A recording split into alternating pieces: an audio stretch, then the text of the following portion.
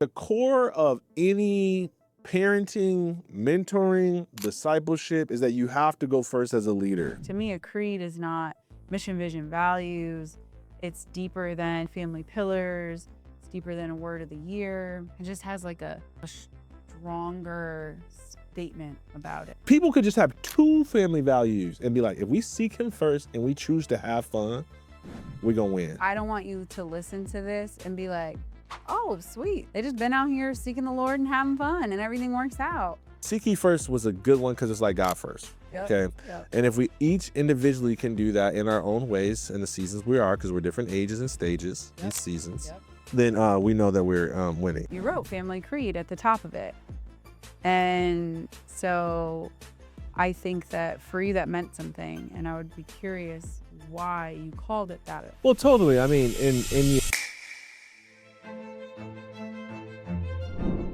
Hey, my name is Darryll, and my wife and I are entrepreneurs, serial entrepreneurs. We speak, consult.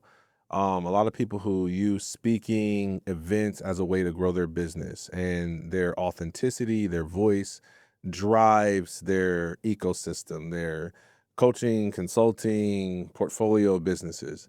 And as parents of 5 amazing children, one of the number one questions we get asked all the time is, how do y'all do it? And our overly spiritual answer is the Lord.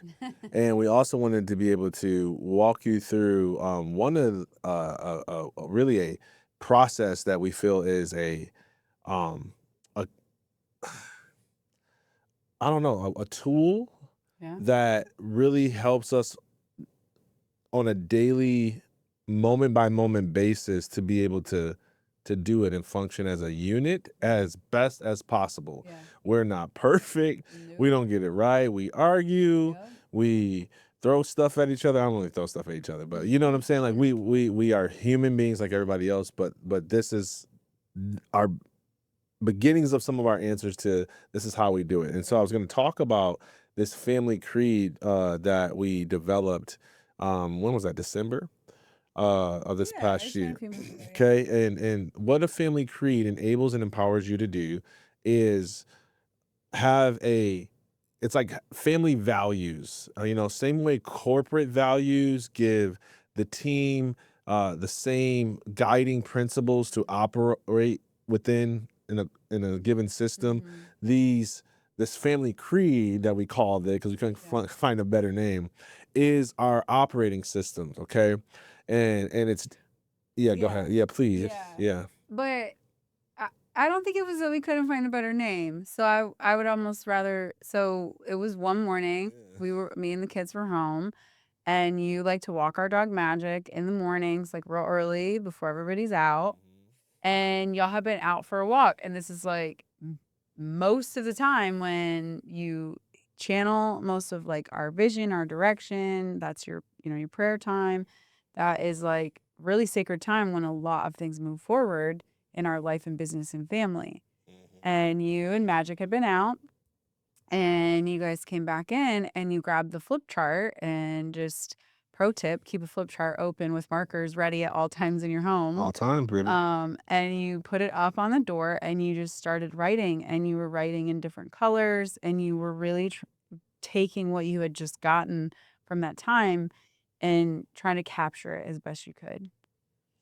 And you wrote family creed at the top of it. And so I think that for you that meant something, and I would be curious why you called it that. Like, to me, a creed is not mission, vision, values. It's deeper than here's our like family pillars. It's deeper than a word of the year. It just has like a stronger statement about it. Well, totally. I mean, and yeah, I don't want to make it seem like it was like this overly emphasized thing. It was like the first thing that came to mind. It sounded like a creed. It sounded right. Yeah. So a lot of times I'm always going off how things sound. I wish I had more musical talent, but I have the talent of feeling. And so it's like I could feel that sound about right. So it gotta be right. So creed was really that. I mean, it does have this earthiness sound to it. That's what I like about Creed. It's like, it sounds gritty. It sounds like, values sound like, we value, Yeah, and but I think it's the Creed is word that's like overused. Creed. Yeah, It's exactly. like Creed, like Apollo Creed, That's what maybe because of the movie. Maybe I'm like thinking, Nah. And yeah. in fact, I tried not to use it because he got mopped most of the times, and some big Apollo Creed fans is like hate that because it's all Rocky movies that made it seem like he was doper than what he was. But anyways, like Creed, it did have that essence. But what was more important to me than the name that we called it Yeah. was how it was designed, and that's really what we want to Yes, share with that's what I them. want you to Okay, talk about. Yeah. so because I think this will be very helpful for people, number one, who have kids with different personalities and callings and assignments and desires and flows, and your kids be kidding like our kids be kidding. And then you too, as a human being, like one of the things that me and Brittany, just fully transparently, that I'm always personally observing is I tell Brittany this all the time. I wonder what I'm going to say that's going to like be my kid's story about how I traumatized them, right? It's like, as hard as I'm trying not to, I'm trying to do everything right. And I'm like, oh, they're still gonna say, but my dad did this one thing and he ate it, Somebody joked like, well, I'll put more money in your therapy fund. But I do know this, at the core of any parenting, mentoring, discipleship is that you have to go first as a leader. Yeah. And so anytime I see something amongst our kids, I almost immediately go, did they get it from us? Because we are chief among them, and they ultimately are just going to pick up on our habits. They're going to listen to our life more than our lips. It's not do as I say and not as I do. They actually do as you do. Yeah, it's the same for your clients. It's the same for everything. It's the same for everything. Okay. And so for me, I want to walk you through this process. If you got lots of kids, lots of personalities, different callings, lots of businesses, and you're like, how do you do it? How do I manage it all? How do I keep us on the same page without feeling like I'm overly forceful, or we got to do this, spiritual plan that like is overly, pulling teeth and making the family eat their vegetables. And I suggest doing all the things that you feel called to do. Yeah. But this is just a additional tool that you can add to your tool belt if you feel it's helpful for you and your family. So how step one for us was assess the current pain points. I had to be careful with how I said that. I almost said sickness, but I don't think it's sickness. I'm not. It's and everything's not always correct what's broken either. Some of the things is optimize what's working really well in the family. So we're looking at our family. We can look at the last 12 months of our family's behavior. And if we were to go, hey, if I'm looking at each person, each kid, each dynamic in the family, our primary arguments and tensions, where we get stuck up the most, where we're the most in joy and bliss and happiness. So and at the core of that, I'm saying, hey, what feels like it's the biggest pain points or sticking points? Okay. And then once we identify that, it's like, what is the top 3 to 5? And then how do we essentially give ourselves the medicine that we need or set ourselves up for success? Right? Yep. And so I'm going to literally go through each of our creed and give you like what the creed is. We got, well, let me see. 1, 2, 3, 4, 5, right? 5 of these. Yeah. And each one, and very quickly, just like, hey, here's the creed, the statement. And then here is essentially the pain point it's addressing in our family. And I think you'll get to see like, oh, how helpful that could be. Yeah. Because my mentality in creating this was like, okay, number one was a God idea. And it was like, oh, but I get why, God. I'm like, oh, that makes sense. Rather than me being like yelling at the kids all the time, or like one of the things that was up there is like, this is not how we treat you. Treat other people how you want to be treated. And then like doing all this other stuff, or overly putting scriptures on the wall everywhere. Right. It was like, no, this is what's actually specific to the season of our family for our unique personalities in a way that doesn't feel forced and it feels fun. Yeah. If we make it fun. Yeah. Okay, so the first one, this one was automatic. Yeah, go ahead. Do you want to talk about, like, say the quick thing about what the issue was, and then give them the solution? I was going to do it the other way around. Really? Yeah. Okay. It's easier for my brain. Sure. Yeah, because there was a lot. Because again, the bigger list dump was longer than the creed ended up being. So some of this is solving 3 issues. Multiple Does that make issues. Yeah, that sense? makes sense. Yeah. So the first one is seek him first. We seek him first. This one's pretty easy. Number 1, it was just like, duh. But it might not be duh for Matthew you and 6:33, your seek ye family. first the kingdom of God and his Yeah. righteousness, and then all these things shall be added unto you. Okay. It's like priority him. That's why I put it on my head. He's the head. Yeah. Him, Darryll. Because I'll be out here if you thinking it's me, and it's like, no, it's him. Okay. Him. Start with him. Okay. And we're busy. We have different sleep cycles. I wake up, me and 1 or 2 of our other daughters, super early. Some of the other family members progressively later. And then it's not just when we wake up, it's how we feel when we wake up. And it's like, not everybody wants to just go straight into the presence of the Lord and turn up the music and the candles. And it's like, not everybody wants to have a conversation in this way. I know sometimes when Britt wants to sit down and just have a little connection and open the Bible and coffee, I'm like, oh my God. I'm like, I've been up for 2.5 hours. I think it's important. I think it's yes. I think it's important to know your family's energy cycles. Yes.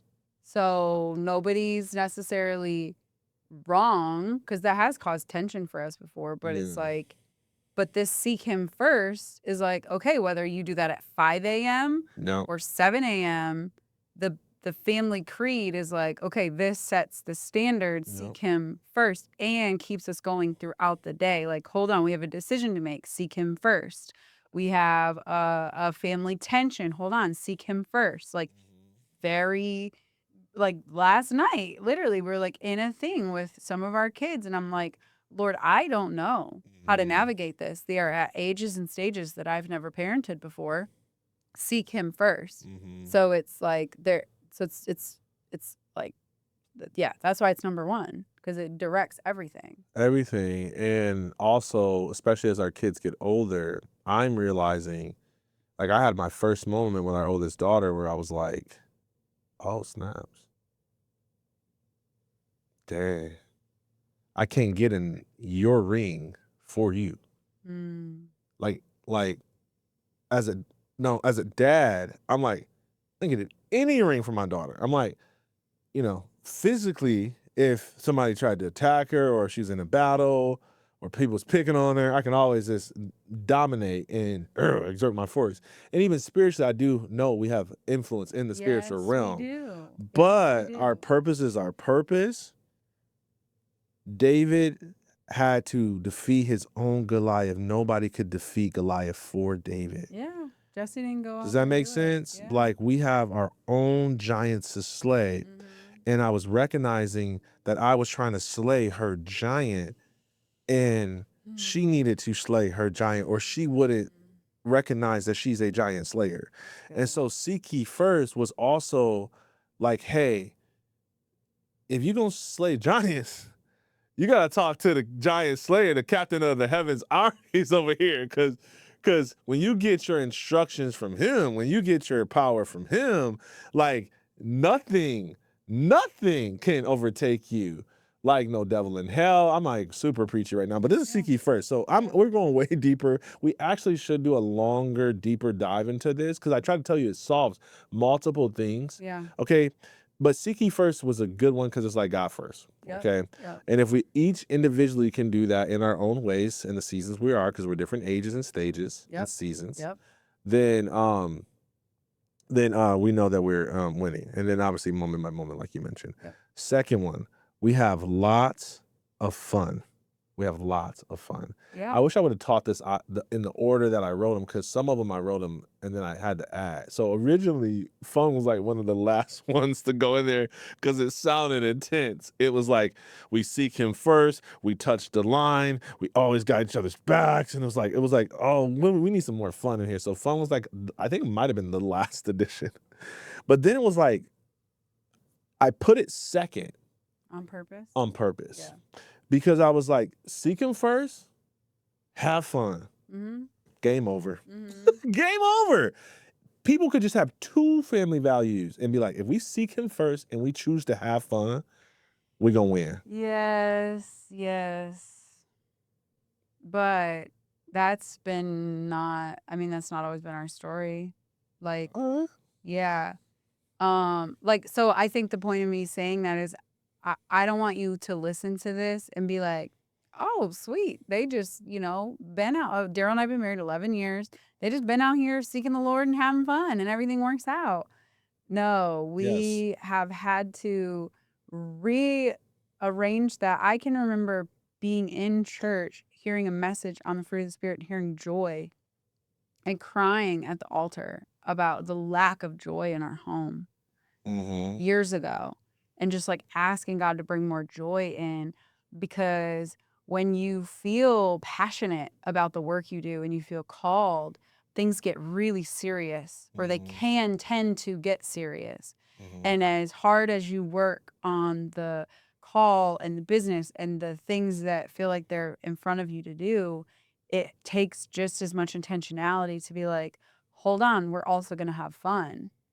And it's not like it sounds odd to be like, we have to work on having fun. Now for me, I'll just like be goofy and like go, but for our family unit to have fun with 7 personalities all together, and knowing that we're working really hard on building something that God's asking us to build, like that takes some skill and prayer and intentionality. So have fun is super important, but I don't think it's just as like, I don't want you to watch this and be discouraged, like, oh, you're not having fun. Well, it's like you have to like really talk about it ahead of time, talk about it during it, and talk about it after. Darryll and I during, and after debrief everything all the time. And I think that's how we've been able to work these things into be more like the fabric of our family. Like it did not happen just automatically. Oh, this is so good. Okay, you know what? Let's just stop. Don't have to Oh get all my 5. gosh. Yes. We have to do 2 we continue to give you. So these are gonna be the first 2 now. Yeah. But we watch Pastor Darryll do that every Wednesday. They don't be getting through none of their points. No, wait now. But I think it's important, since we only are going into, I'll just go a little bit deeper in that second one now. Because what you're saying, I was like, oh, you're so nice and accommodating to whoever feels that way. I am. And I'm like, how do I say this nicely? Because you said it takes skill, it takes intentionality and time, etc. and communication.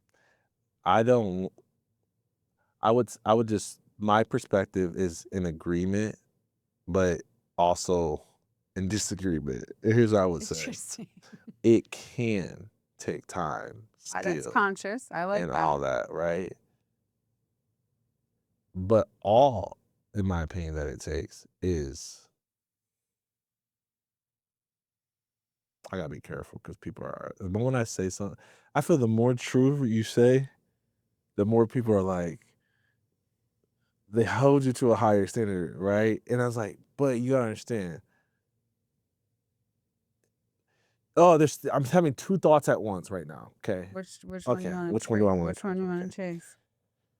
Let's finish the one I'm on. Yeah. Okay. Which one am I on? Help me out, because I gotta finish it. I said it takes time, intentionality. Yes, and I said it skill. can take time, intentionality, and skill. Sure. But I said, but it also can happen right now, today, in this moment. That's by true. Choice. That's true. Through, I was gonna say humility, but I was hesitant on saying that word because I didn't want to come off as being like overly humble. Does that make sense? I just mean like humility is a choice I make moment by moment. It's not like a level I arise at. Why do I need humility to have fun? Help me understand what you mean. Because if we're not having fun doing what we're doing, we've lost sight of what life is about. It's good. It's like, I was just thinking about the things that you're talking about. You were like, there's a season where it's been hard for our family. And I was like, you thought that was hard? You thought 2017 was hard? 2014 was hard? Yeah, it was. Yeah. But my life didn't start in 2014. It started in 1989. Mhm. And that was way harder than 2014. Does that make sense? So for me, I'm like, 2014 is not hard. 2014 is like if you watch the movie of my personal life, 2014 was like, oh, I got family, callings, clarities, opportunities, contacts, favor. You're saying if it feels like it's so hard, then we've lost some perspective. We've lost We've lost perspective. some perspective. Oh my I got God, go you. spend. You gotta go. You don't have to go to a third world country and like serve and be. Let me not say it the way I want to, because I don't want to be. You don't have to. You don't have to put yourself through a suffering circumstance to appreciate what you have. You don't have to wait till you're sick to appreciate your health. You don't have to wait till you have no lights and no food and don't know how you're going to pay your bills to realize that it is a privilege and that we are living on the breath and favor of God. It was so obvious to me when I was sitting there in the other side of my attempt to end my life, recognizing that, oh my gosh, all of this clarity, purpose, passion, connection was available for me, but I had lost perspective. Yeah. You know what I'm saying? And so we lose perspective too much. So I was literally, and here's the other thing, as a high performer too. Yep. So my spirit, this is where the conflicting, my spiritual mind is like, humble yourself. My high performer mind is like, enjoy the burn. Like nothing good happens until it burns. Nothing good happens until it. Yeah, go ahead. So we're still on fun. Yeah. That's fun. It's not fun if it's not burning. There was a time where nobody wanted to feel the burn. It's like, oh my God, I don't want to do a hard workout. But when you become one of the best, you realize that it's because of the hard workout that makes you the best. So you're not having fun until you burn it because you fell in love with the burn. And so you're like, oh my God, now we're working. Like it feels non-fun for it to be easy. It's like, what's going on? Why is it so easy? It's like, let's have some fun in here. Where's the burn? Yeah. What am I challenging myself? Is my muscles growing, or have I become comfortable and stagnant? And now because I'm good, my following's good, my content's to a certain level, I'm good. It's like, no. It's not just about you. You are here to be of service. We are here to be of service. And so just because our bills are paid, just because our family's taken care of, just because our content is consistent in ranking, doesn't mean that we are giving life all that we have to the level that we are being called and asked to give of it. There is a standard. And so to me, that standard is as much as the world can handle. Jesus said, I have come so that you may have life and life more abundantly. You can have it now. Mm-hmm. If you're ready for it and can handle it. And so I feel like I'm ready to give it all. Mm-hmm. And I feel like people, if they just humble themselves or they fall in love with the bird, they could experience more today and not have to continue to be on an endless cycle of healing to experience abundance, or on a disempowering thing, thinking that they need to become something, do something more than just make a perspective shift. I'll calm it down and hit them with the, what's the guy's name? Dwayne Dwyer, when you change the way you look at things, the things you look at change. Yep. Okay. And if Paul and Silas could have fun in a prison, it's good. And worship. Yeah. They would say worship like they were like, no. It was like, woo! Sitting on down. Oh, come on. Sitting on down. They was in there getting it. Matter of fact, so much so. Now, we don't know. This is Darryl's interpretation. Yeah. That one of the people had to be like, yo, run. Yeah. The doors are open. Yeah. See? They were they were not bound. We, as humans, try to wait till the doors be unlocked and not realizing that if you're free on the inside, yeah, the door's in your mind. Yeah. Yes. Yeah. Yes. Yep. Yes. So Right.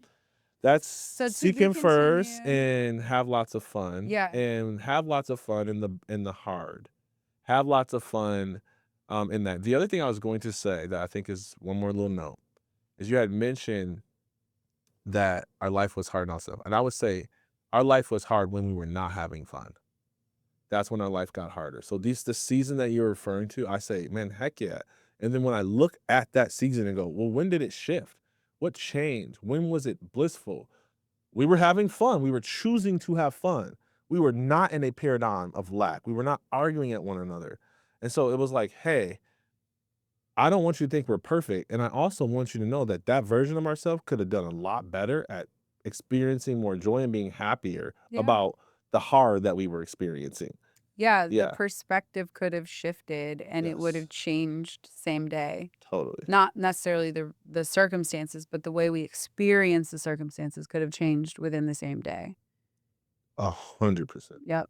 100%. Yep. Yes. I agree.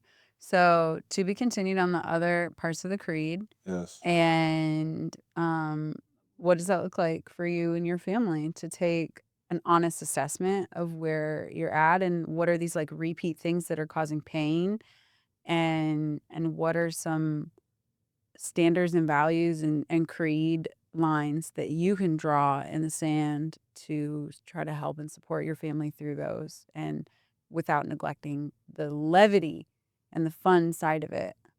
Yep. That's it. That's it. And if you don't know what to do, just borrow our top 2. Seek ye first and have lots of fun. Okay? Call it our creed.